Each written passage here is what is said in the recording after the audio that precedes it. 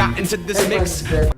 But if we don't do anything, then nothing's going to happen. It's just that simple. It seems so obvious and clear, but I just realize there's a big disconnect in what a lot of activists talk about and believe and what we portray online and in what we actually live like. Being awake online is not enough. We have to change our daily habits and our daily routines and unplug from these systems. So,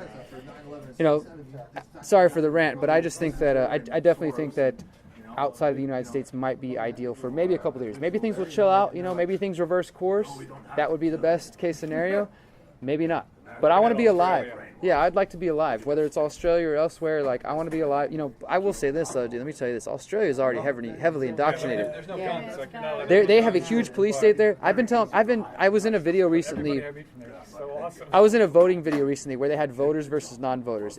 This is for a mainstream YouTube channel, huge YouTube channel. They reached out to me and asked me to come on there. So I felt like, okay, this is an opportunity for me to spread the message to a kind of normie audience. So I went on this video. It was in LA, filmed in LA, and it was voters versus non-voters.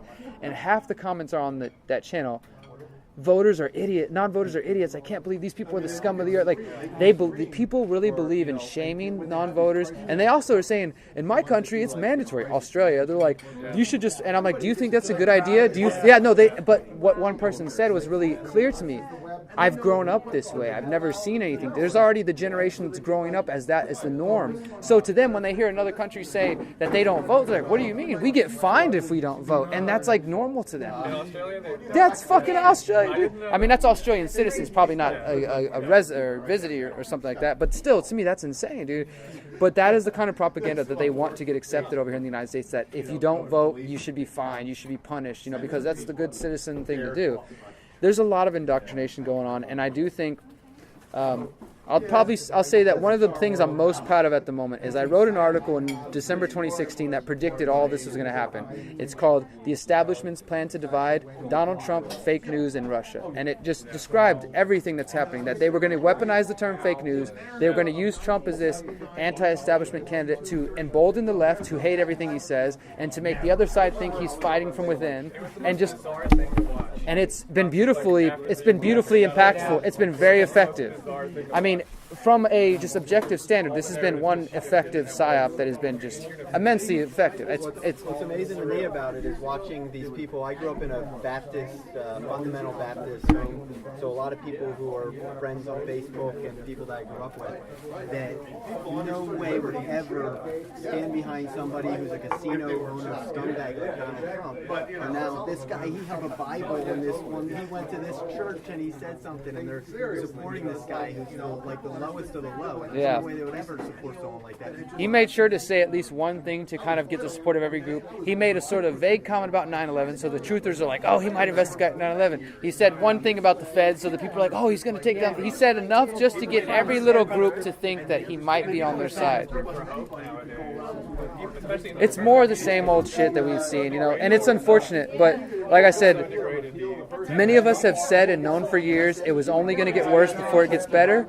And I think it just kind of came as a shock when we're like, oh, wait, it's actually getting worse. This is what we know is going to happen, and now it's getting worse. People are saying, I have to unfriend people. I can't talk to people because they didn't vote or because they voted for the wrong kind of person. I mean, so my point is, I honestly... And I'll tell you this, I'm in the middle of trying to schedule an interview with this researcher. His name's Christopher Raby.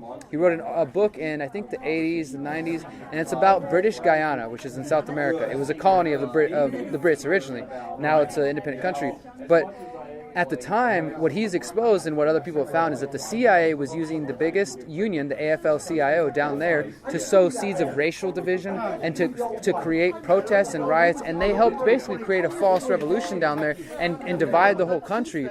I believe that's what's taking place right here, right now, is that more than likely this is a CIA-orchestrated division or some intelligence group.